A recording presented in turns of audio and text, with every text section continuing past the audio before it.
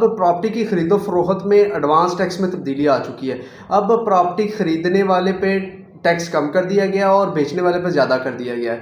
अब जो प्रॉपर्टी खरीदने वाला है और उसका जो परचेज़र है उस पर टैक्स जो एक्टिव लिस्ट में होगा, एटीएल में शामिल होगा, उस पर होगा 1.5%, और जो लेट फाइलर होगा उस पर 4.5% होगा, और जो नॉन एटीएल में होगा उसका 10.5% होगा।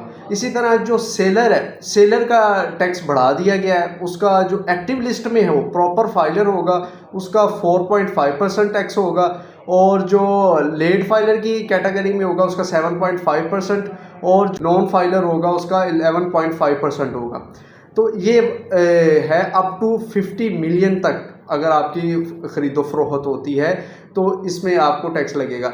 असल में टैक्स रेट में फ़र्क नहीं किया गया, बल्कि सिर्फ उसमें तब्दीली ये की गई है, टैक्स उतना ही गवर्नमेंट को जाएगा। फ़र्क ये है कि जो परचेज़र है उसका कम कर दिया गया है और जो सेलर है उसका बढ़ा दिया गया है। बाकी रेट गवर्नमेंट को वैसे ही जाएगा अगर आप प्रॉपर एक्टिव हैं, बोथ पार्टीज़, दोनों पार्टीज़ अगर प्रॉपर एक्टिव हैं तो वो 6% ही जाएगा गवर्नमेंट को एडवांस टैक्स। लेकिन फ़र्क ये है कि अब जो परचेज़र है वो 1.5% देगा और जो बेच रहा है वो 4.5% देगा।